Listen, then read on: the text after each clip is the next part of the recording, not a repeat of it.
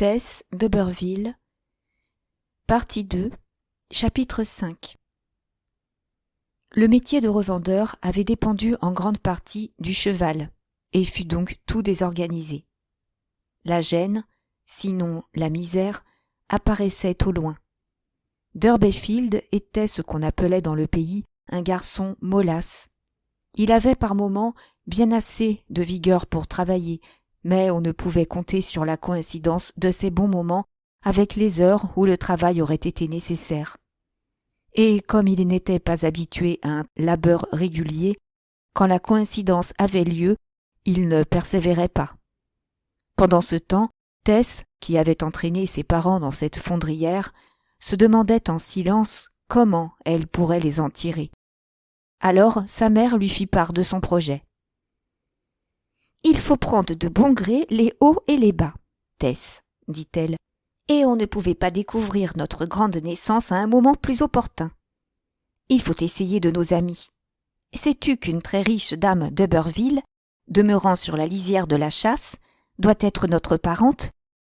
Il faut aller la voir pour te réclamer d'elle et lui demander de l'aide dans notre embarras. » « Je ne m'en soucie pas, dit Tess.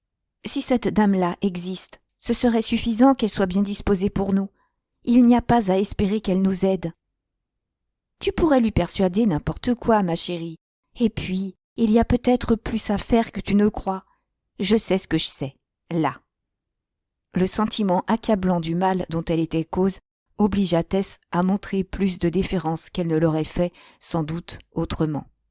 Mais elle ne pouvait comprendre pourquoi sa mère trouvait tant de satisfaction à projeter une entreprise dont l'avantage lui semblait si incertain. Peut-être sa mère avait-elle pris des renseignements et découvert que cette madame d'Oberville était une dame de vertu et de charité sans pareille.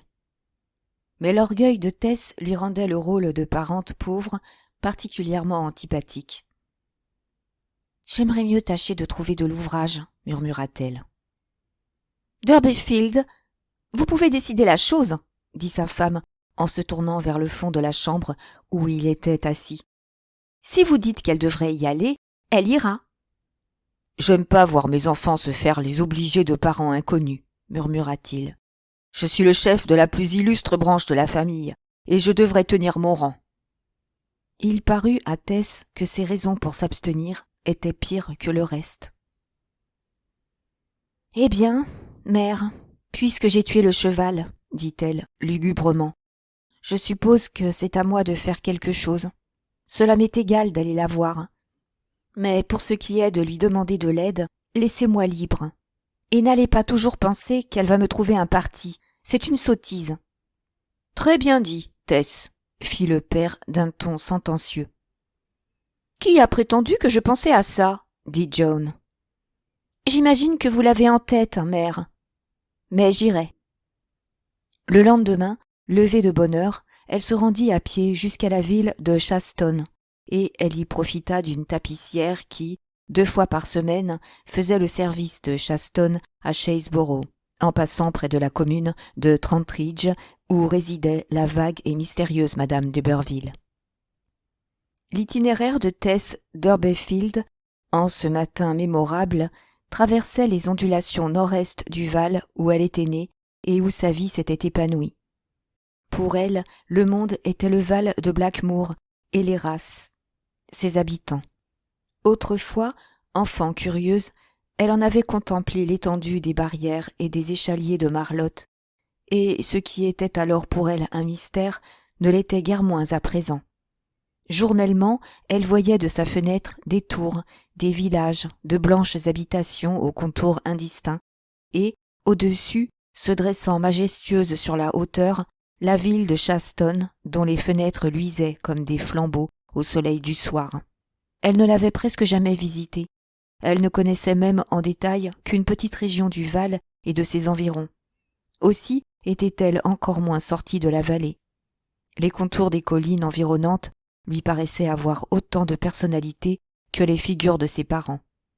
Mais, pour ce qui s'étendait au-delà, elle s'en rapportait à ce qu'on lui avait enseigné à l'école du village, dont elle était la meilleure élève quand elle l'avait quittée 1 ou 2 ans auparavant.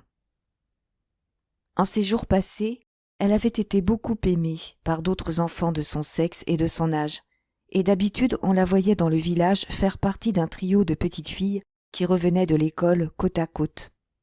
Tess était au milieu, en tablier d'indienne rose à fin réseau imprimé, couvrant une robe de stoffe dont la couleur primitive avait disparu pour faire place à une nuance mixte indéfinissable. Elle avait de longues jambes élancées comme des tiges, avec des bas collants sur les genoux desquels s'échelonnaient les petits trous qu'elle avait faits en s'agenouillant sur les routes et sur les talus à la recherche de trésors minéraux et végétaux. Ses cheveux, alors d'une nuance terreuse, pendaient en mèches, se recourbant en crochets, et les deux petites filles entouraient de leurs bras la taille de Tess qui appuyait les siens sur leurs épaules. À mesure que Tess grandissait et commençait à se rendre compte de l'état des choses, elle partageait tout à fait l'opinion des Malthusiens en voyant sa mère lui donner inconsidérément tant de petits frères et sœurs quand il était si difficile de les élever et de les nourrir. L'intelligence de Joan était celle d'un heureux enfant et, dans sa nombreuse famille de solliciteurs auprès de la Providence, elle n'était pas l'aînée. Cependant, Tess se fit bonne et bienfaisante pour les petits, et aussitôt après sa sortie de l'école, elle se mit, pour leur être utile, à donner un coup de main dans les fermes voisines, lors de la moisson ou de la fenaison, ou bien de préférence à traire les vaches et à faire le beurre, chose qu'elle avait apprise quand son père possédait des vaches. Et, comme elle était fort adroite, elle excellait à cette besogne. Chaque jour, d'autres fardeaux de la famille pesaient sur ses jeunes épaules, et c'était chose toute naturelle que Tess représentât les Durbeyfield à la résidence des d'Uberville. Cette fois, il faut reconnaître que les Durbeyfield se montraient de leur plus joli côté. Elle descendit du véhicule à la croix de Tantridge et gravit à pied une colline pour arriver au district boisé connu sous le nom de la Chasse, aux confins duquel se trouvait, lui avait-on dit, la résidence de madame d'Uberville. Les Pentes. Ce n'était pas une maison seigneuriale du genre habituel, avec champs, pâturage et fermiers mécontents, que le propriétaire est obligé de pressurer par tous les moyens pour trouver sa vie et celle de sa famille. C'était mieux, bien mieux, une simple maison de plaisance, sans l'embarras d'un seul arpent de terre qui ne fût pas essentiel à la résidence ou à une petite ferme de fantaisie, dirigée par le propriétaire et surveillée par un intendant. La loge en briques cramoisies apparut d'abord, enfouie jusqu'au toit dans ses arbres verts touffus.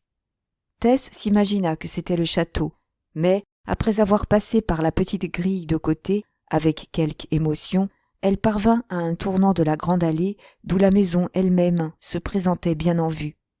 C'était une construction récente, presque neuve, et de ce même rouge éclatant qui faisait un vif contraste avec les arbres verts de la loge. Au loin, derrière l'angle de la maison qui ressortait comme une fleur de géranium sur les autres teintes adoucies, s'étendait le paysage tendrement azuré de la Chasse, région boisée et vénérable, l'une des rares forêts vraiment anciennes encore existantes en Angleterre, où les vieux chênes portent le gui druidique et où d'énormes ifs, que la main de l'homme n'a point plantés, poussent comme au temps jadis, alors qu'on les étêtait pour fabriquer des arcs. Cette antiquité sylvestre, quoique visible des Pentes, était pourtant hors des limites immédiates du domaine. Dans cette coquette propriété, tout était prospère et bien entretenu. Des arpents de terre s'étendaient le long de la colline jusqu'au taillis du bas. Tout faisait penser à cette pièce d'argent neuve sortant de la monnaie. Les écuries, à moitié cachées derrière un rideau de pin de Corse et de chêne vert, avaient l'air imposant de petites chapelles.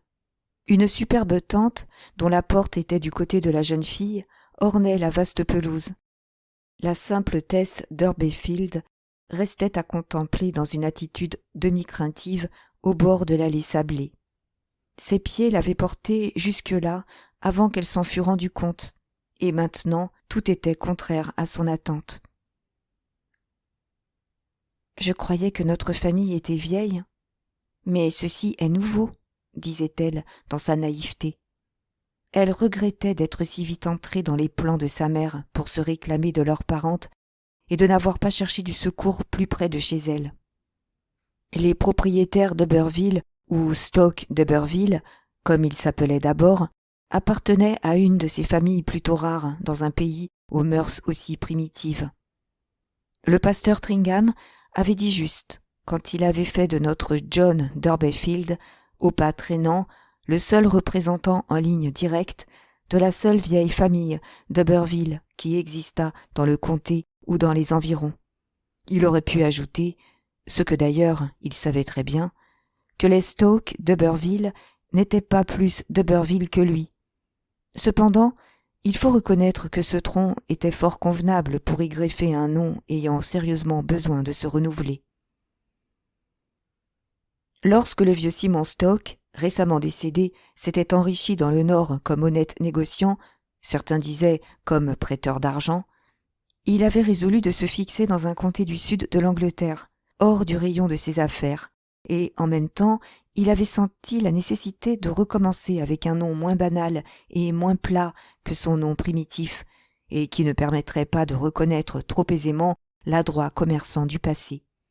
Après avoir feuilleté pendant 1 heure au British Museum les livres consacrés aux familles éteintes, à demi éteintes, obscurcies et ruinées du coin de l'Angleterre, où il voulait se fixer, il avait trouvé que d'Uberville avait aussi bon air et sonnait aussi bien que n'importe quel autre, et d'Uberville fut donc à jamais ajouté à son nom pour lui-même et ses héritiers. Pourtant, il ne s'était pas montré extravagant dans son ambition, et, en édifiant sa généalogie sur cette nouvelle base, il resta raisonnable dans l'invention de ses alliances et de ses attaches aristocratiques, où il n'introduisit que des titres fort modérés.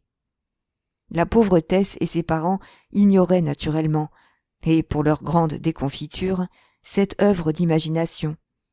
À vrai dire, ils ne savaient même pas que ce genre d'annexion fût possible, et supposaient que, si la fortune pouvait, à la rigueur, vous doter d'une belle mine, un ancien nom venait de la nature. Tess était encore là, hésitante comme un baigneur sur le point de plonger, ne sachant si elle devait battre en retraite ou s'avancer, quand sortit de la porte triangulaire de la tente un grand jeune homme en train de fumer un cigare. Son teint était presque basané, ses lèvres fortes et mal dessinées, quoique rouges et lisses, surmontées d'une moustache noire très soignée, frisant du bout. Il ne devait guère avoir plus de 23 à 24 ans. Malgré ce quelque chose de légèrement barbare dans les traits, sa figure et ses yeux hardis et mobiles avaient une force singulière. « Eh bien, ma belle, que puis-je faire pour vous ?» dit-il en s'approchant et voyant qu'elle restait tout interdite. « N'ayez pas peur, je suis monsieur d'Uberville. Êtes-vous venu pour me voir ou pour voir ma mère ?» Cette personnification d'un d'Uberville, son homonyme, s'écartait encore plus que la maison et les jardins de ce que Tess avait imaginé. Elle avait rêvé d'une vieille et noble figure en laquelle se fondraient, affinés, tous les traits des d'Uberville, d'une figure sillonnée de rides, document vivant qui raconterait en hiéroglyphes l'histoire séculaire de sa famille et de l'Angleterre. Mais elle prit son courage à 2 mains pour aller jusqu'au bout, puisqu'elle ne pouvait plus reculer, et répondit « Je suis venue voir votre mère, monsieur. »« Je crains que vous ne puissiez la voir. Elle est d'une mauvaise santé, » répliqua le représentant actuel de la maison, apocryphe, car c'était monsieur Halleck, fils unique du défunt. « Ne puis-je vous servir ?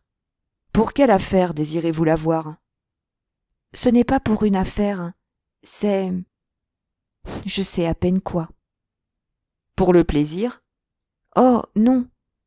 Tenez, monsieur, si je vous disais cela vous paraîtrait... » Tess avait maintenant le sentiment si vif du côté ridicule de sa mission que, malgré sa terreur respectueuse du jeune homme et l'impression générale de malaise qu'elle éprouvait à se trouver là, ses lèvres roses prirent la courbe d'un sourire, fort attrayant pour Alexandre le basané. « C'est tellement absurde, balbutia-t-elle. Vraiment, je ne peux pas vous dire. »« N'importe, j'aime les absurdités. Essayez encore, ma petite, fit-il gentiment. Mère m'a demandé de venir, reprit Tess, et pour dire vrai, j'en avais aussi l'idée, mais je ne pensais pas que ce serait comme cela. Je venais vous avertir, monsieur, que nous sommes de la même famille que vous. Oh, des parents pauvres? Oui. Stoke? Non, d'Aberville. Oui, je veux dire d'Aberville. Notre nom s'est changé en Durbeyfield, mais plusieurs choses prouvent que nous sommes des d'Aberville.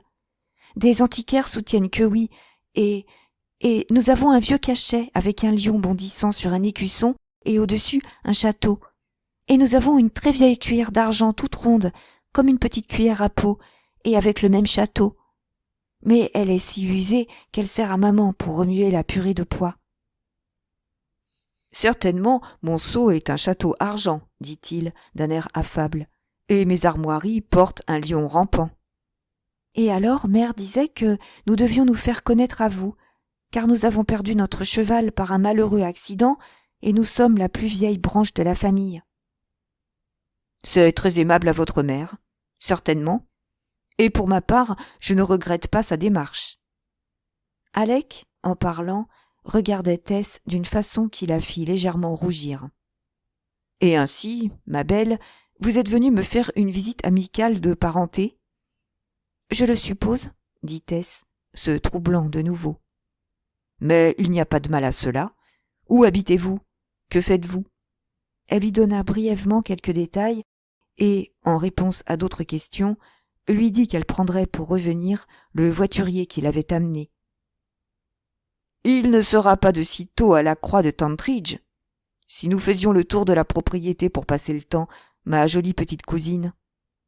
Tess désirait autant que possible abréger sa visite, mais le jeune homme insistait, et elle consentit à l'accompagner. Il lui montra les pelouses, les parterres, puis le verger et les serres, où il lui demanda si elle aimait les fraises. « Oui, dit Tess, quand c'est la saison. » Ce l'est déjà, ici. Et d'Aberville en cueillit pour elle des spécimens qui lui tendaient tout en se baissant. Puis, ayant choisi un fruit particulièrement beau de la variété dite reine britannique, il se redressa et, le tenant par la queue, le lui approcha de la bouche. « Non, non, fit-elle vivement, et elle mit les doigts entre ses lèvres et la main du jeune homme. « J'aimerais mieux la prendre dans ma main. »« Allons donc, dit-il en insistant. Et, un peu ennuyée, elle ouvrit les lèvres et accepta la fraise. Ils passèrent quelque temps à flâner ainsi, Tess mangeant avec un plaisir mêlé de répugnance ce que d'Aberville lui offrait. Quand ce fut impossible pour elle de consommer plus de fraises, il lui en remplit son petit panier. Puis, tous deux s'en allèrent au rosier, où il cueillit des fleurs qu'il lui fit mettre à son corsage. Elle obéissait comme dans un rêve et, lorsqu'elle n'en put fixer d'autres, il lui en attacha lui-même un ou deux boutons à son chapeau et en entassa dans son panier avec une prodigalité généreuse. Enfin, il dit, en regardant sa montre, « Maintenant, quand vous aurez mangé quelque chose, il sera temps que vous partiez si vous voulez rattraper la voiture de Shaston. Venez par ici, et je vais voir ce que je puis trouver en fait de victuailles. » Stock d'Aberville la ramena dans la tente de la pelouse où il la laissa pour reparaître bientôt, portant dans un panier une légère collation qu'il plaça lui-même devant elle. Il désirait, c'était évident, n'être pas troublé par les domestiques dans ce charmant tête-à-tête. « Vous gênerai-je en fumant ?» demanda-t-il. « Oh, pas du tout, monsieur. » À travers les écheveaux de fumée qui se répandaient dans la tente, il observait Tess et sa gentille et inconsciente façon de croquer. Tandis qu'elle baissait innocemment les yeux sur les roses de son corsage, elle ne pressentait guère que, derrière la brume bleuâtre du tabac, se cachait le malheur tragique de sa vie, celui qui allait devenir le rayon sanglant dans le spectre lumineux de sa jeune existence. Elle possédait un don qui, en ce moment, lui était funeste. L'épanouissement de sa beauté, son développement physique, la faisait paraître plus femme qu'elle ne l'était réellement et attirait sur elle les yeux d'Alec d'Aberville. Elle avait hérité de sa mère ce trait caractéristique, sans la faculté qu'il indiquait. Elle s'en était tourmentée parfois, mais ses compagnons lui avaient dit que le temps la guérirait de ce défaut. Elle eut bientôt fini son goûter. « À présent, je vais rentrer chez moi, monsieur, » dit-elle en se levant. « Et comment vous appelle-t-on » lui demanda-t-il en l'accompagnant le long de l'allée jusqu'à ce que la maison fût hors de vue. « Tess d'Urbayfield, là-bas, à Marlotte. »« Et vous dites que les vôtres ont perdu leur cheval ?»« Je l'ai tué, » répondit-elle, et ses yeux se remplirent de larmes, tandis qu'elle racontait les détails de la mort de Prince. « Et je ne sais que faire à cause de cela pour papa. »« Je verrai si je puis quelque chose. Il faut que ma mère vous trouve une place. Mais, Tess, pas de bêtises à propos de D'Urberville. D'Urbayfield seulement, vous savez. C'est un nom tout autre. »« Je n'en désire pas de meilleur, monsieur, » répondit-elle avec une certaine dignité. Un instant seulement, quand ils furent arrivés au tournant de l'avenue, entre les grands rhododendrons et les conifères, avant que la loge fût visible, il se pencha vers elle comme pour... Mais non, il se ravisa et la laissa partir. Ainsi commença l'aventure.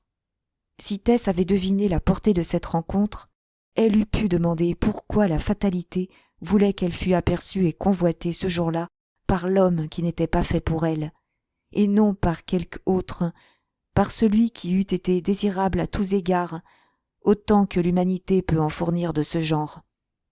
Et cependant, parmi ceux qu'elle avait rencontrés, l'homme qui se serait rapproché le plus de cet idéal ne conservait d'elle qu'une impression passagère, à demi oubliée. Dans l'exécution malhabile du plan habile et sage des choses, celui qui doit venir vient rarement à l'appel. L'être que l'on aimerait n'arrive guère à l'heure de l'amour. La nature dit bien peu souvent à sa pauvre créature « Regarde !» à l'instant où ce regard pourrait conduire au bonheur. Et au cri de « Où es-tu ?» elle ne répond « Ici » qu'une fois le jeu de cache-cache devenu lassant et fastidieux. On voudrait savoir si une intuition plus délicate, une interaction plus intime du mécanisme social qui, pour le moment, nous secoue de droite et de gauche, ne corrigeront pas ces anachronismes quand nous serons parvenus au fait et à l'apogée du progrès humain. Mais comment prophétiser un tel âge d'or, et même le croire possible? Il suffit que, dans le cas actuel comme dans des millions d'autres, ne se rencontrèrent pas à la minute fatidique les deux moitiés d'un tout qui eût été parfait. L'une d'elles manquait, errant indépendante sur la terre, et attendant dans un engourdissement stupide que le moment tardif arrivât. Et dans ce délai maladroit devait s'ensuivre inquiétude, déception, amère souffrance et très étrange destinée. Quand d'Urberville fut de retour dans la tente, il s'assit à califourchon sur une chaise et se mit à réfléchir, le visage plaisamment animé. Puis il éclata d'un rire bruyant. « Hé, saperlotte, quelle drôle de chose! Ha ha ha! Et quelle fille appétissante !» Chapitre 6. Tess descendit la colline jusqu'à la croix de Tantridge et attendit distraitement le moment de prendre la tapissière qui revenait de Chaseborough à Shaston. Elle ne sut pas ce que les autres occupants lui dirent quand elle entra, bien qu'elle leur répondît. Et lorsqu'on fut reparti, elle regardait toujours en elle-même. Un de ses compagnons de route lui adressa plus directement la parole que les autres. « Comment ? Mais vous êtes un vrai bouquet ? Et ces roses-là, dans les premiers jours de juin ?» Alors elle s'aperçut du spectacle qu'elle offrait à leurs regards surpris. Rose à son corsage, rose à son chapeau, fraises et roses emplissant son panier jusqu'au bord. Elle rougit et dit confusément que les fleurs lui avaient été données. Pendant que les voyageurs ne l'observaient pas, elle enleva furtivement de son chapeau celles qui étaient le plus en vue, les mit dans le panier et les couvrit de son mouchoir. Puis elle retomba dans ses réflexions et, baissant la tête, elle se piqua le menton avec l'épine de la rose qui restait à son corsage. Comme tous les habitants du Val de Blackmoor, Tess était imprégnée d'imagination et de superstitions symboliques. Elle songea que c'était un mauvais présage, le premier qu'elle eût remarqué ce jour-là.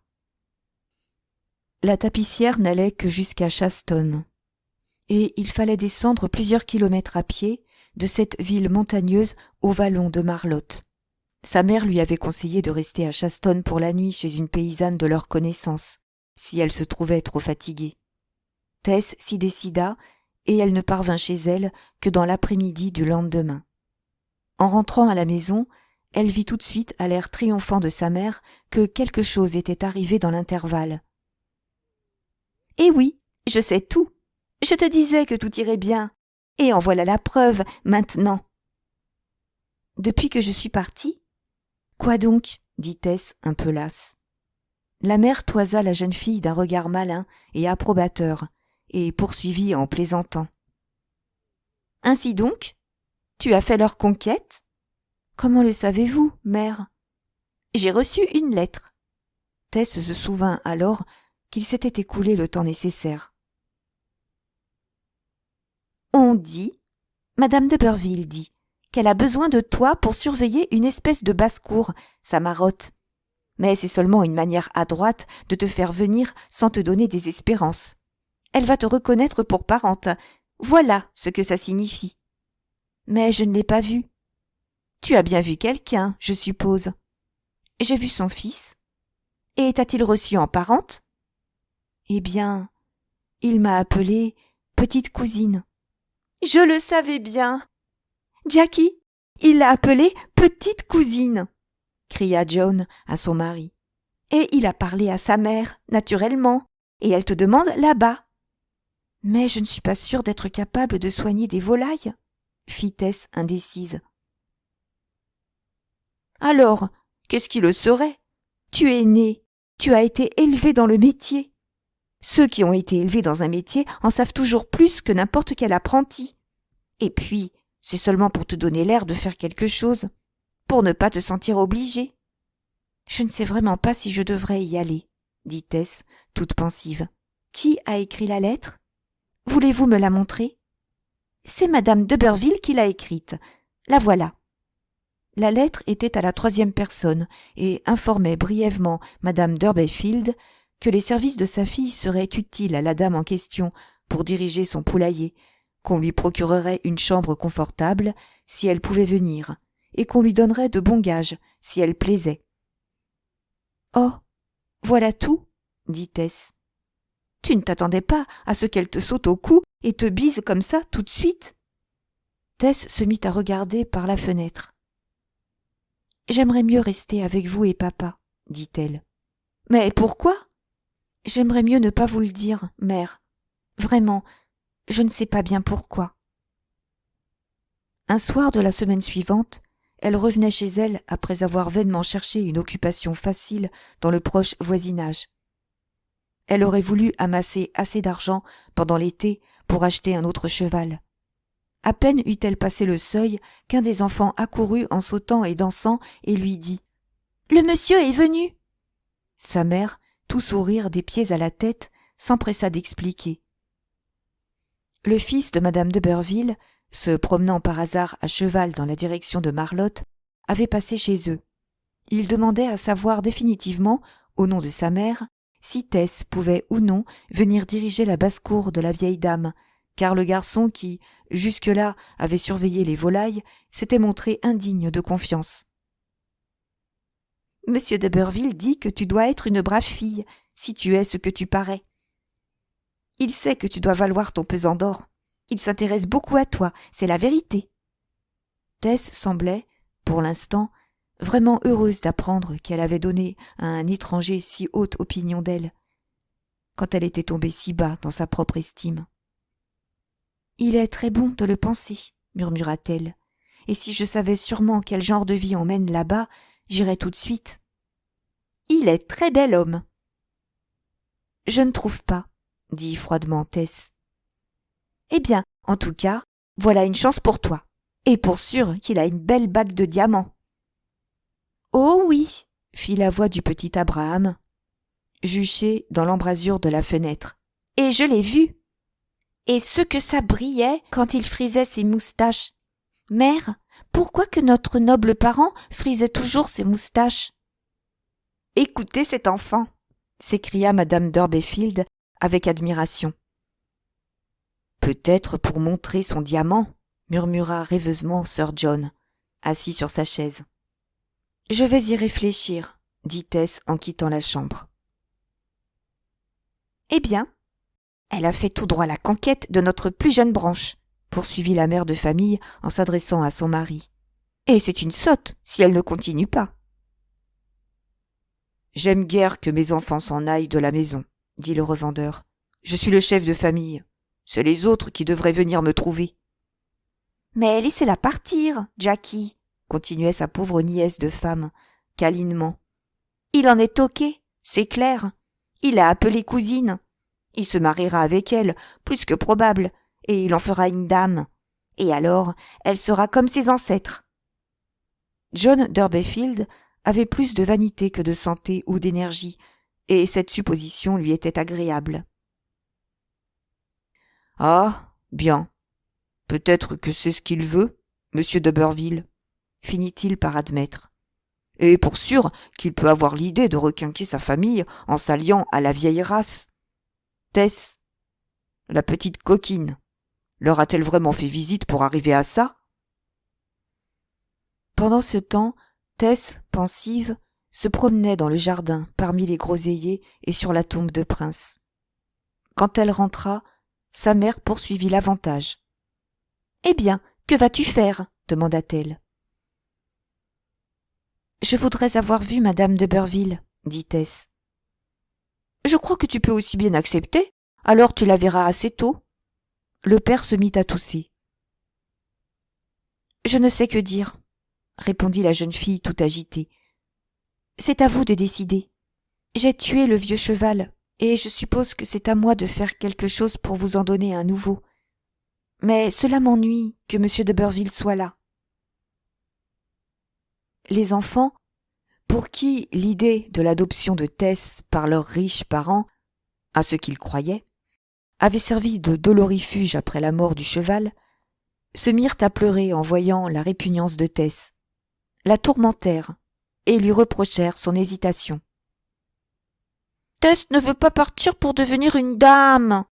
Non, elle dit qu'elle ne veut pas, gémissait-il, à plein gosier. Et nous n'aurons pas un gentil cheval et des tas d'argent doré pour acheter des choses à la foire. Et Tess ne sera plus jolie dans sa belle robe. » La mère fit chorus sur le même air. La façon dont les travaux du ménage paraissaient plus pénibles qu'ils n'étaient, parce qu'elle les prolongeait indéfiniment, fut aussi d'un certain poids. Le père seul conserva une attitude neutre. « J'irai, » dit enfin Tess. La mère ne put cacher sa joie de la vision nuptiale évoquée par le consentement de Tess. « À la bonne heure. Pour une si jolie fille, voilà une chance. » Tess sourit avec humeur. « J'espère que c'est une chance de gagner de l'argent. Il n'y en a pas d'autre. Vous ferez mieux de ne rien dire de ces sottises-là dans le pays. » Madame Durbeyfield ne promit rien. Elle n'était pas très sûre, après les remarques du visiteur, de se sentir assez fière, et c'est beaucoup dire. Ainsi, tout fut réglé, et la jeune fille écrivit qu'elle était prête à commencer le jour où on la demanderait. Elle fut dûment avisée que madame d'Uberville était bien aise de sa décision, et qu'on enverrait une carriole la prendre, elle et son bagage, au bout du Val, le surlendemain, jour où elle devait se tenir prête à partir. L'écriture de madame d'Uberville semblait plutôt masculine. « Une carriole ?» murmura d'un ton de doute John Durbeyfield. « Ça aurait pu être un équipage pour sa parente. » Ayant enfin pris un parti, Tess fut moins inquiète et moins préoccupée. Elle fit ses préparatifs à peu près sûre d'elle-même, grâce à la pensée qu'elle gagnerait sans trop de peine un autre cheval pour son père. Elle avait espéré devenir maîtresse d'école, mais les destins semblaient en décider autrement. Comme elle était, par l'esprit, plus âgée que sa mère, elle ne songea pas un instant sérieusement aux espérances matrimoniales que madame Durbeyfield avait pour elle. Cette femme à tête folle n'avait pas cessé de découvrir de beaux partis pour sa fille presque depuis sa naissance. Chapitre 7. Le matin fixé pour son départ, Tess était réveillée avant l'aube, à cette minute extrême de la nuit où le bocage est encore muet, à part un oiseau prophétique qui chante d'une voix claire, convaincu de savoir, lui du moins, l'heure exacte du jour, tandis que les autres demeurent silencieux, également convaincus de son erreur. Elle resta en haut à faire ses paquets jusqu'au petit déjeuner, et descendit alors, vêtue comme tous les jours, sa robe des dimanches soigneusement pliée dans sa malle. Sa mère lui fit des remontrances. « Tu ne vas pas t'en aller voir des gens sans t'attifer plus que ça. »« Mais je vais travailler, » dit Tess. « Bien oui, » dit madame d'Urbayfield, et, se parlant à lui-même, « d'abord on peut faire semblant. Mais je crois que ça sera plus sage de te montrer dans ton beau, » ajouta-t-elle. « Bon, je suppose que vous en savez plus long que moi, » répliqua Tess avec un calme abandon. Et, pour lui faire plaisir, la jeune fille se mit entre les mains de John en lui disant avec sévérité « Faites de moi ce que vous voudrez, mère. » Madame d'Urbayfield ne fut que trop enchantée de cette docilité. Elle commença par chercher une grande cuvette et lava si bien les cheveux de Tess qu'une fois séchés et brossés, ils paraissaient 2 fois plus abondants qu'à l'ordinaire. Elle les noua avec un ruban rose plus large que de coutume. Puis elle mit à Tess la robe blanche portée à la fête du club, et dont l'ampleur légère, s'ajoutant à sa coiffure élargie, donnait à sa personne en pleine croissance un développement qui démentait son âge, et pouvait la faire passer pour une femme quand elle n'était pas beaucoup plus qu'une enfant. « Pour sûr, il y a un trou au talon de mon bas, » dit Tess. « Fais pas attention aux trous de tes bas, ils ne disent rien. Quand j'étais fille, tant que j'avais un joli chapeau, le diable aurait bien pu voir mes talons. » Entraînée par son orgueil maternel, elle s'éloigna de quelques pas, comme un peintre s'éloigne de son chevalet, et contempla l'ensemble de son œuvre. « Il faut te regarder, » s'écria-t-elle. « C'est bien mieux encore que l'autre jour. » Comme le miroir n'était pas assez grand pour refléter plus d'une petite portion de Tess à la fois, madame d'Urbayfield, suivant la coutume des villageois qui veulent se parer, suspendit à l'extérieur de la fenêtre un manteau noir qui transforma les vitres en un grand réflecteur. Ensuite, elle descendit auprès de son mari, qui était assis dans la pièce du bas. « Je vas vous dire ce qui en est, d'Urbayfield, » lui fit-elle d'un air triomphant. « Il n'aura jamais le cœur de ne pas être amoureux d'elle. Mais en tout cas, n'allez pas trop parler à Tess de son goût pour elle et de cette chance qu'elle a. C'est une fille si bizarre que ça pourrait la monter contre lui ou l'empêcher d'y aller, même maintenant. Si tout va bien, je suis pour donner quelque chose à ce pasteur de Stackfoot Lane, en retour de ce qu'il nous a dit, le cher brave homme. » Pourtant, comme le moment du départ approchait et que la première exaltation causée par la toilette était tombée, une légère appréhension finit par pénétrer dans l'esprit de John d'Urbayfield et poussa la bonne femme à dire qu'elle ferait un bout de chemin jusqu'à l'endroit où commençait la première pente rapide menant au monde extérieur. Tess devait, au sommet, trouver la carriole des Stoke d'Urbayfield, et déjà un gamin avait conduit sa malle dans une voiture à bras. Quand les plus jeunes enfants virent leur mère mettre son chapeau, ils demandèrent à grands cris de l'accompagner. « Je veux faire un petit bout de chemin avec Sœurette, maintenant qu'elle va se marier avec le monsieur notre cousin et avoir de belles robes. »« Voyons, » dit Tess, devenant toute rouge et se retournant d'un mouvement brusque. « Je ne veux plus entendre parler de cela. Mère, comment avez-vous pu leur mettre cette bêtise en tête ? » « Elle va travailler pour notre riche parente, mes chéris, et nous aider à gagner de l'argent pour avoir un autre cheval, » dit pacifiquement madame d'Urbayfield. « Bonsoir, père, » fit Tess, la gorge serrée. « Bonsoir, ma fille, » dit Sir John, relevant la tête et interrompant le somme causé ce matin-là par un léger excès en l'honneur de l'occasion. « Eh bien, J'espère qu'un si avenant échantillon de sa race plaira à mon jeune ami. Et dis-lui, Tess, que puisque nous sommes complètement déchus de notre première grandeur, je lui vendrai le titre. Oui, je le lui vendrai. À un prix raisonnable. Pas à moins de 1000 livres, s'écria Lady d'Urbayfield. Dis-lui que j'accepterai 1000 livres. Oh bien, je le donnerai pour moins, maintenant que j'y pense. Il le fera mieux valoir qu'un pauvre infirme comme moi. Dis-lui qu'il peut l'avoir pour 100 livres. Mais je ne veux pas m'arrêter à des vétilles. Dis-lui qu'il l'aura pour 50. Pour 20 livres. Oui, 20 livres. C'est le plus bas prix, que diable. Il s'agit de l'honneur de la famille, et je n'accepterai pas un sou de moins. Tess avait les yeux trop pleins de larmes et la voix trop étranglée pour dire ce qu'elle pensait. Elle se détourna vivement et sortit. Ainsi, les filles et la mère s'en allèrent tout ensemble, Tess ayant de chaque côté un enfant qui lui tenait la main et la contemplait de temps à autre d'un air méditatif, comme quelqu'un qui va faire de grandes choses. La mère marchait par derrière avec la plus petite. Le groupe eût pu représenter l'allégorie de la beauté candide, avec auprès d'elle l'innocence accompagnée de la naïve vanité. Elles suivirent le chemin jusqu'au bas de la côte. Le véhicule de Tantridge devait venir la prendre sur la crête pour éviter au cheval la peine de cette montée. Au loin, derrière la première rangée de collines, les habitations escarpées de Shaston brisaient la ligne des hauteurs. On ne voyait personne sur la route du sommet, sauf le jeune garçon envoyé à l'avance, assis sur les bras de la brouette qui contenait tous les biens de Tess. « Attendons un peu ici. Et la carriole ne va pas tarder sans doute, dit madame d'Urbayfield. Oui, je la vois là-bas. Elle surgit tout à coup derrière la hauteur la plus rapprochée et s'arrêta à côté du garçon à la brouette. La mère et les enfants se décidèrent à ne pas aller plus loin, et Tess, leur faisant un adieu précipité, se mit à monter la colline. Ils virent la silhouette blanche se rapprocher de la carriole sur laquelle sa malle était déjà placée. Mais, avant qu'elle l'eût atteinte, une autre voiture déboucha d'un bouquet d'arbres au sommet, tourna le coude de la route, dépassa la charrette aux bagages et fit halte près de Tess, qui leva la tête comme si elle était fort surprise.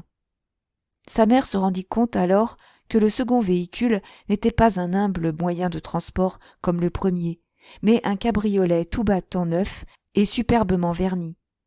Le conducteur était un jeune homme de 23 à 24 ans qui avait un cigare entre les dents et portait une casquette élégante, une veste de drap marron, une culotte de même nuance, une cravate blanche, un col droit et des gants de cheval brun.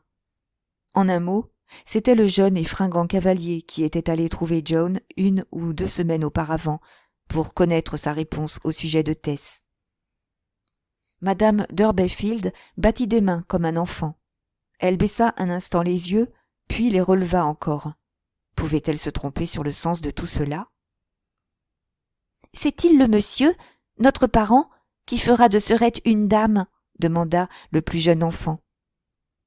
Pendant ce temps, on pouvait apercevoir la silhouette vêtue de mousseline, debout, immobile et indécise à côté de cette brusque apparition.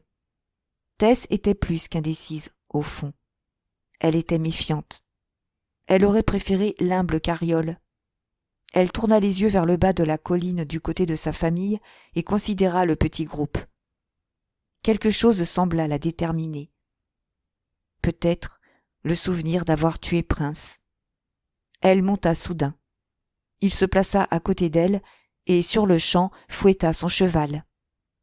En un instant, ils avaient dépassé le lent véhicule qui portait la malle et avaient disparu derrière le revers de la colline.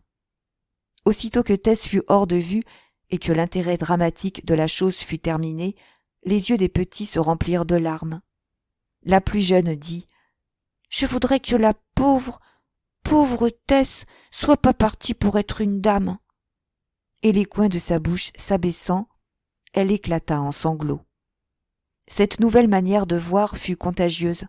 L'autre enfant fit de même, puis l'autre, et tous les trois se lamentèrent bruyamment.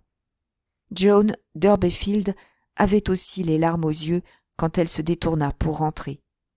Mais, une fois revenue au village, elle se fiait déjà passivement au hasard favorable.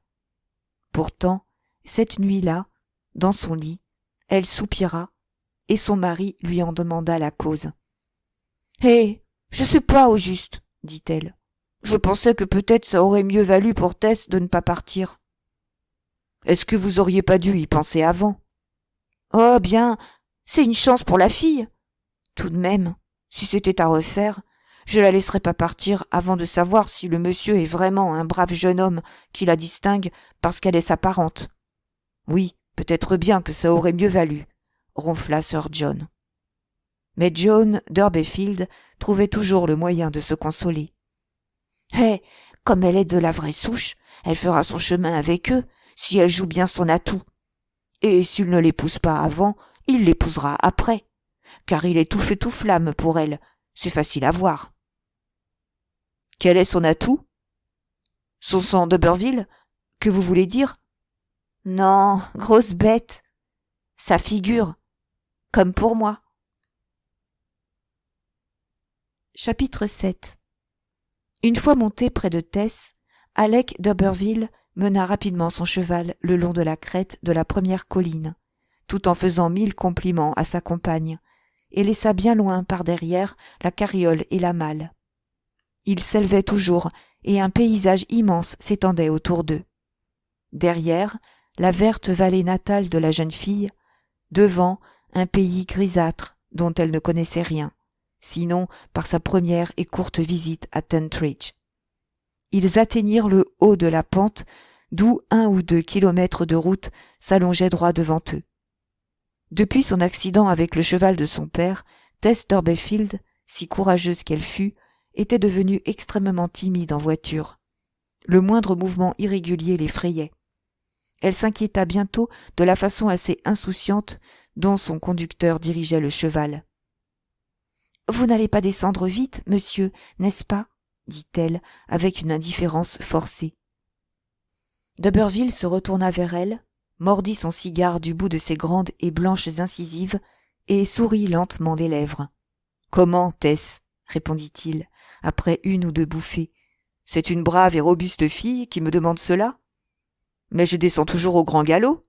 Il n'y a rien de tel pour vous mettre en train. »« Mais peut-être que ce n'est pas nécessaire en ce moment. »« Ah !» fit-il, secouant la tête. « Nous sommes 2 avec qui il faut compter.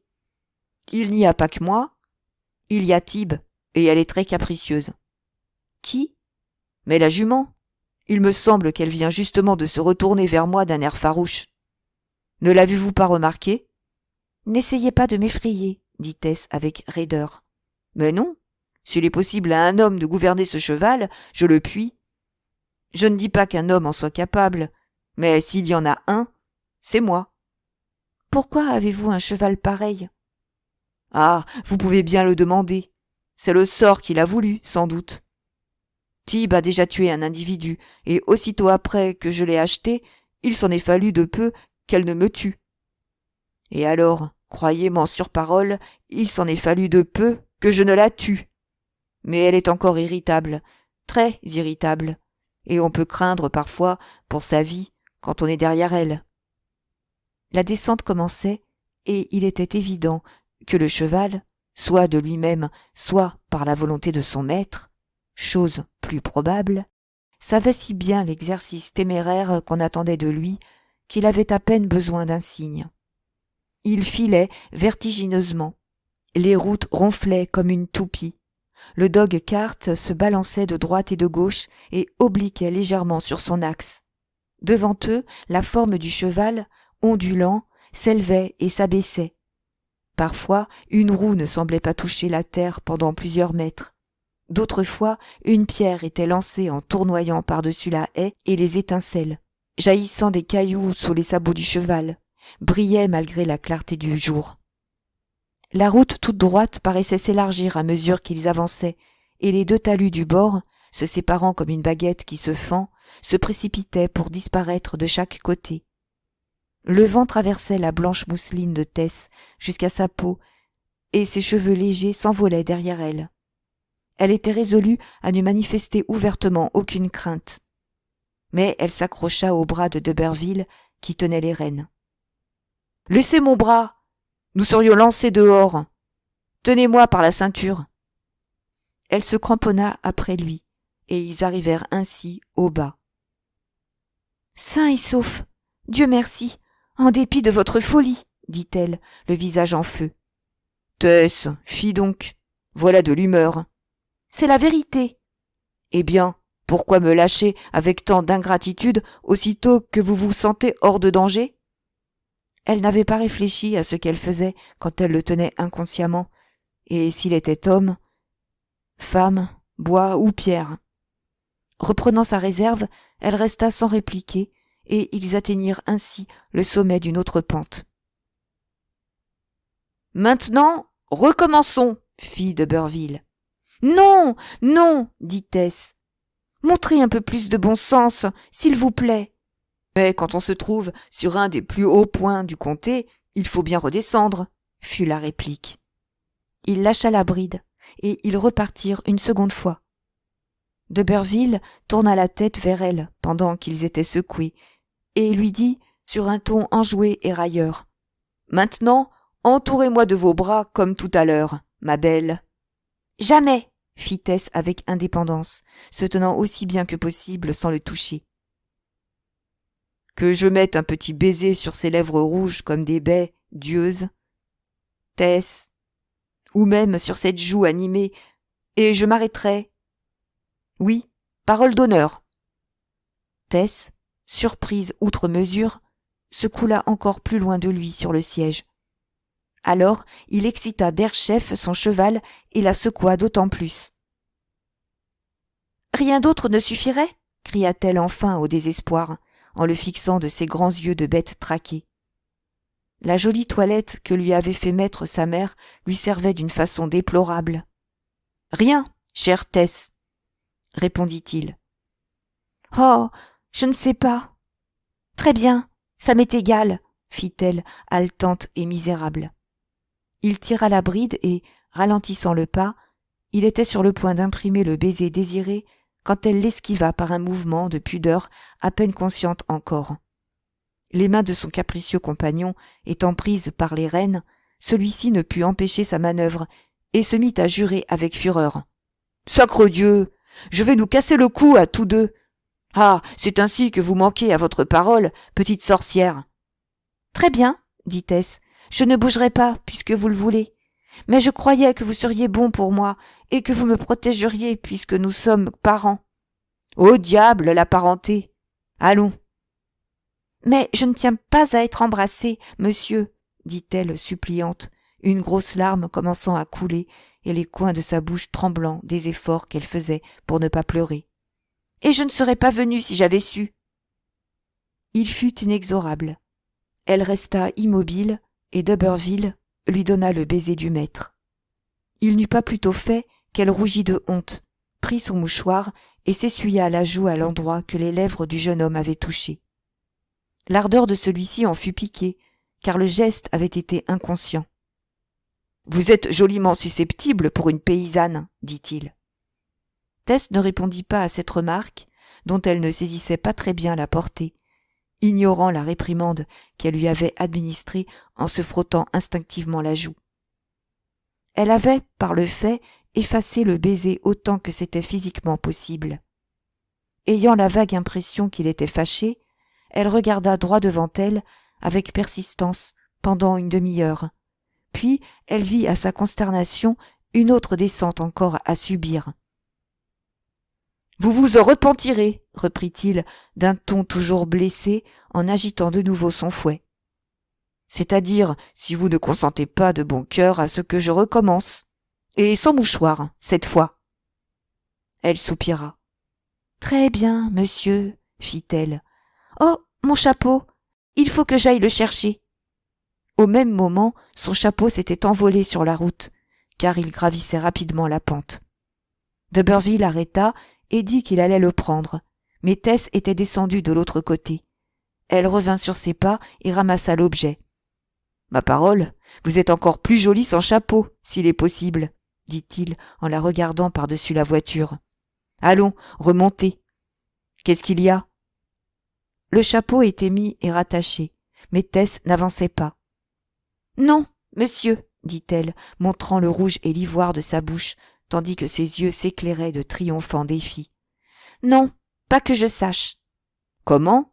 Vous ne voulez pas monter près de moi? Non, je vais marcher.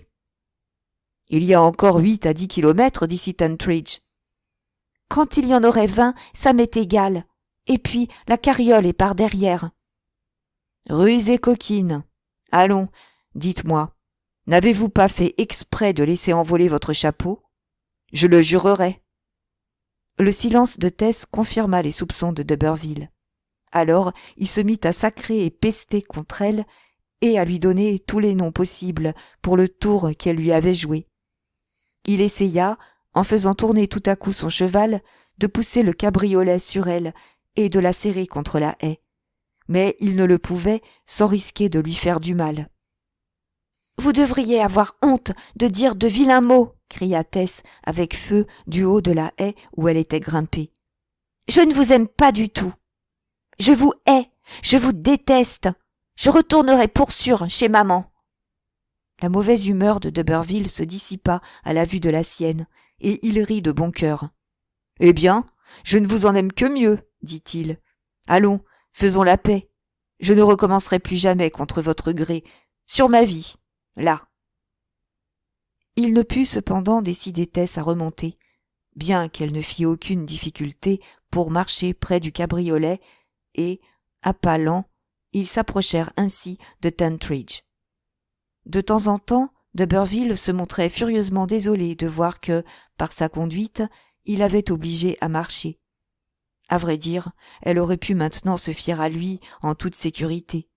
Mais il s'était aliéné pour le moment sa confiance, et elle continuait sa route, pensive, se demandant s'il ne serait pas plus sage de retourner chez elle. Pourtant, sa résolution étant prise, l'abandonner sans raison plus grave lui semblait être de l'indécision, presque de l'enfantillage. Comment pourrait-elle, pour ses motifs sentimentaux, affronter ses parents, reprendre sa malle et troubler tout le plan destiné à la réhabilitation de la famille? Quelques minutes plus tard apparaissaient les cheminées des Pentes, et, dans un gentil recoin sur la droite, la basse-cour et la maisonnette, terme de son voyage. Chapitre 9. La société de volatiles dont Tess avait été nommée surveillante, pourvoyeuse, infirmière, chirurgien et amie, avait pour quartier général une vieille chaumière située dans un ancien jardin, maintenant sablonneux et piétiné. Le lierre envahissait la maison, et ses branches en élargissaient la cheminée, lui donnant l'aspect d'une tour en ruine. Les pièces du bas étaient complètement abandonnées aux oiseaux, qui s'y promenaient d'un air de propriétaire, comme si cet endroit avait été bâti par eux et non par certains tenanciers réduits en poussière qui gisaient maintenant dans le cimetière. Les descendants des anciens possesseurs n'avaient pas été loin de considérer que Madame Stoke d'Urberville leur faisait un outrage personnel en transformant en poulailler, avec cette indifférence, la maison qu'ils avaient tant aimée, qui avait coûté tant d'argent à leurs ancêtres et qui leur avait appartenu durant plusieurs générations, avant l'arrivée de ces d'Urberville. « C'était assez bon pour des chrétiens du temps du grand-père, disait-il. » Les chambres où force nourrissons avaient pleuré résonnaient maintenant des coups de bec de poussins perçant leurs coquilles. Des poules affolées dans leurs cages occupaient la place où les cultivateurs placides s'étaient assis autrefois. Le coin de la cheminée et l'âtre jadis flamboyant étaient à présent remplis de ruches renversées où les poules déposaient leurs œufs, tandis que dehors, les coqs avaient défoncé de la pire manière les plates-bandes que la bêche de chaque propriétaire avait soigneusement tracées. Un mur entourait le jardin où se trouvait la maisonnette, et on ne pouvait y entrer que par une seule porte. Le lendemain matin, Tess était depuis 1 heure à effectuer changements et améliorations suivant les connaissances supérieures que lui conférait sa qualité de fille de marchand de volailles, quand la porte du mur s'ouvrit et une domestique en bonnet et tablier blanc entra. Elle venait du château. « Madame d'Urberville demande les poules. »« Comme d'habitude, dit-elle. Et voyant que Tess ne comprenait pas bien, elle expliqua. « Madame est vieille et aveugle. Aveugle dit Tess. Avant qu'elle eût le temps de se formuler l'appréhension que lui causait cette nouvelle, elle dut prendre dans ses bras, sur les instructions de sa compagne, 2 des plus beaux hambourgeois, et elle suivit la servante, qui en avait également pris 2, jusqu'à la maison voisine.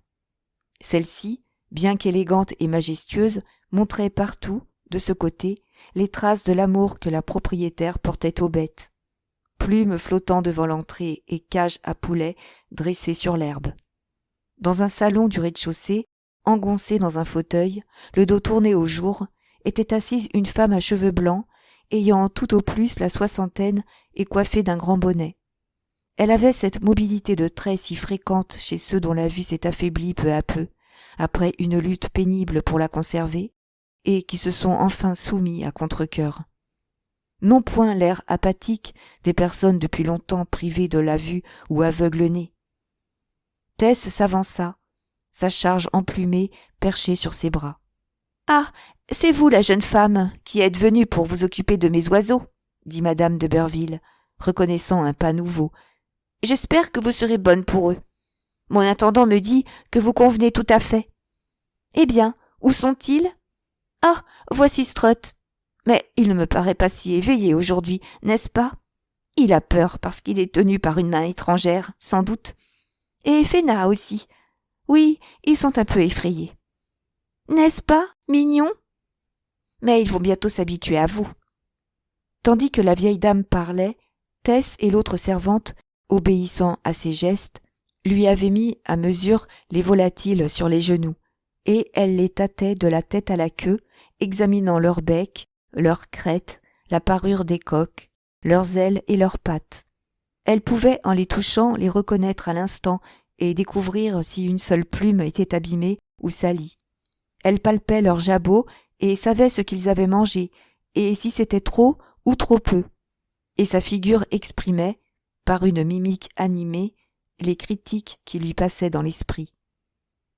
Les oiseaux que les 2 filles avaient apportés furent remportés, et l'opération se répéta jusqu'à ce que tous les favoris eussent été soumis à l'inspection de la vieille femme.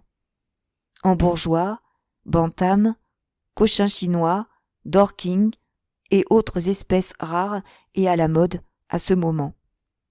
Elle se trompait rarement quand il s'agissait de reconnaître chaque visiteur. Tess s'imaginait voir une confirmation où madame de Berville était l'évêque, où les poulets jouaient le rôle de confirmants et elle-même et la servante celui du pasteur et du vicaire qui les conduisait. À la fin de la cérémonie, madame de Berville demanda soudain, ridant et contractant son visage en vallonnements multiples. « Savez-vous siffler ?»« Siffler, madame ? Oui, siffler des airs. » Tess savait siffler comme la plupart des paysannes, bien que ce ne fût pas un talent qu'elle se souciât de proclamer dans une société distinguée. Cependant, elle l'avoua d'un ton plein de douceur. « Alors, vous aurez à vous exercer tous les jours. J'avais un jeune homme qui le faisait très bien, mais il m'a quitté. Je veux que vous siffliez à mes bouvreuils. Comme je ne puis les voir, j'aime à les entendre, et nous leur apprenons des airs de cette façon. Dites-lui où sont les cages, Élisabeth. Il faut commencer demain, sinon ils retourneront à leur gazouillis. Voici plusieurs jours qu'on les a négligés. Monsieur de Berville leur a sifflé ce matin, madame, dit Élisabeth. Oh, lui? Peu! La figure de la vieille femme se sillonna de plis et de contrariété, et elle ne fit pas d'autre réponse. C'est ainsi que se termina la réception de Tess par sa parente supposée, et les oiseaux furent remportés dans leur habitation. La jeune fille ne fut pas fort surprise des manières de madame de Berville, car elle n'attendait pas mieux depuis qu'elle avait vu l'apparence de la maison. Mais elle était loin de se douter que la vieille dame n'avait jamais entendu dire un mot de la soi-disant parenté. Elle conclut aussi qu'il n'existait pas grande affection entre l'aveugle et son fils. Mais en ceci, elle se trompait encore. Madame de Berville n'était pas la première femme obligée d'aimer son enfant à contre-cœur et de lui être amèrement attachée. En dépit des événements de la veille et du début peu encourageant, la liberté et la nouveauté de sa position plaisaient assez à Tess. Par ce matin de beau soleil, à présent qu'elle était installée, et elle était curieuse d'essayer ses moyens dans la science bizarre qu'on exigeait d'elle, et de s'assurer qu'elle pouvait conserver son poste. Aussitôt qu'elle fut seule dans le jardin clos de murs, elle s'assit sur une cage à poules et se mit gravement à avancer et serrer les lèvres pour commencer l'exercice depuis si longtemps négligé. Elle reconnut que ses talents avaient baissé. Elle n'arrivait plus à produire qu'un sifflement sourd et caverneux, sans une seule note limpide. Elle avait beau s'efforcer et s'époumoner, rien ne venait, et elle se demandait comment elle avait pu, en grandissant, perdre cet art naturel, quand elle se rendit compte d'un mouvement dans les branches de lierre qui revêtaient le mur du jardin, tout autant que la chaumière. Regardant de ce côté, elle vit quelqu'un sauter de l'arête du mur par terre. C'était Alec d'Urberville, qu'elle n'avait pas aperçu depuis qu'il l'avait conduite la veille jusqu'à la porte de la maisonnette du jardinier où elle logeait. « Parole d'honneur !» s'écria-t-il. « Ni l'art ni la nature n'ont jamais rien fait d'aussi beau que vous, cousine Tess. » Le « cousine » avait un son un peu moqueur. « Je vous observais par-dessus le mur, pareil à une statue de l'impatience, cette jolie bouche rouge faisant la moue pour siffler, et soufflant encore, et jurant en dedans sans pouvoir sortir une seule note. Allons, vous êtes toute maussade de ne pas y arriver. »« Je puis être maussade, mais je ne jurais pas. »« Ah, je comprends pourquoi vous essayez. C'est satané Bouvreuil. Ma mère veut que vous continuiez leur éducation musicale. Qu'elle est égoïste. N'est-ce pas assez d'ouvrage pour n'importe quelle fille de soigner ses maudits coqs et poules ? Je refuserais carrément si j'étais vous. »« Mais elle y tient tout particulièrement à ce que je le fasse et que je sois prête demain matin. »« Vrai ? Eh bien, alors, je vais vous donner une ou deux leçons. »« Oh non !» fit Tess en reculant vers la porte. « Quelle sottise ! Je ne veux pas vous toucher. Voyez, je resterai de ce côté du réseau de fil de fer et vous pouvez rester de l'autre. De cette façon, vous vous sentirez en sûreté. Maintenant, regardez-moi. Vous serrez les lèvres trop fort. Voilà, faites comme ceci. » Il joignit le geste à la parole et siffla un vers de « cacher, oh cacher ses lèvres ». Mais Tess ne saisit pas l'allusion. « À présent, essayez, » dit d'Urberville. Elle tâcha d'avoir l'air réservé. Sa figure prit une sévérité sculpturale, mais il persista dans sa demande et, à la fin, pour se débarrasser de lui, elle avança les lèvres suivant les instructions qu'il lui donnait pour produire un son clair, tout en riant d'une façon désolante et puis rougissant de contrariété parce qu'elle avait ri. Il l'encouragea en lui disant « Essayez encore !» Tess était cette fois toute sérieuse, péniblement sérieuse, et elle essaya. Pour arriver enfin, à l'improviste, à faire entendre une note bien ronde. Le plaisir momentané de la réussite l'emporta sur tout autre sentiment. Ses yeux s'agrandirent et, involontairement, elle sourit au jeune homme. « Voilà, maintenant que je vous ai lancé, cela va marcher admirablement. Là, j'ai dit que je ne m'approcherais pas de vous, et malgré une de ces tentations que jamais mortel n'a éprouvées jusqu'ici, je tiendrai parole.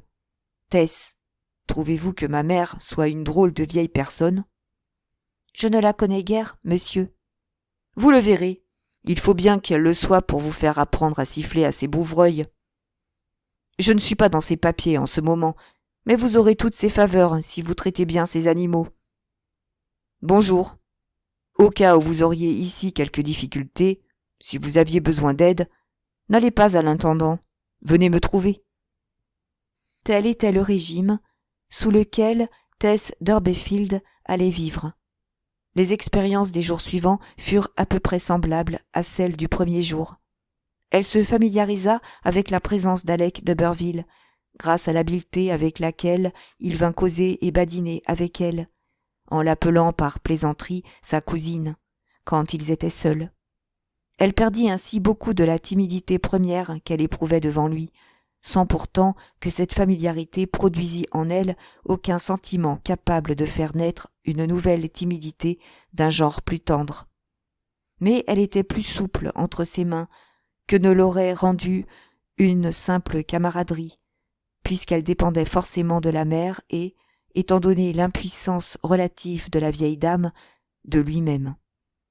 Elle découvrit bientôt que ce n'était pas une tâche fort pénible de siffler au bouvreuil dans la chambre de madame de Burville, depuis qu'elle avait recouvré cet art, car elle avait appris de John nombre d'airs qui convenaient admirablement à ses chanteurs. Le temps qu'elle passait chaque matin à siffler près des cages était bien plus agréable que l'heure d'étude dans le jardin. N'étant pas gênée par la présence du jeune homme, elle avançait la bouche, approchait les lèvres des barreaux et gazouillait avec une grâce paisible aux auditeurs attentifs. Madame de Burville couchait dans un grand lit à colonnes garni de lourds rideaux de Damas, et les Bouvreuils occupaient le même appartement. À certaines heures, ils y voletaient en liberté et couvraient de mouchetures blanches les meubles et les tentures. Un jour que Tess donnait comme d'habitude sa leçon près de la fenêtre où les cages étaient alignées, elle crut entendre un frôlement derrière le lit. La vieille dame n'était pas là, et la jeune fille, se retournant, eut l'impression que le bout d'une paire de bottes était visible sous la frange des rideaux. Là-dessus, elle siffla d'une façon si décousue que l'auditeur, s'il y en avait un, dut s'apercevoir qu'elle soupçonnait sa présence. Dès lors, chaque matin, elle visita les rideaux, mais ne trouva jamais personne. Alec de Burville s'était évidemment ravisé et, laissant là sa lubie, avait compris que mieux valait ne pas la terrifier par une embuscade de ce genre.